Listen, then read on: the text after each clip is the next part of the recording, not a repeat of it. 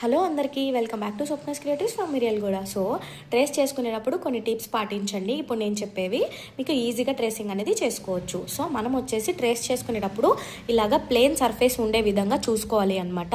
మీరు frame fit చేసి tracing అనేది చేయొద్దండి. కిందికి నీట్గా ఇలాగ డిజైన్ అనేది రాదనమాట. సో ఇలాగ మనం శారీని అంతా పరుచుకోవాలన్నమాట. పరుచుకొని తర్వాత ట్రేసింగ్ అనేది చేసుకోవాలి.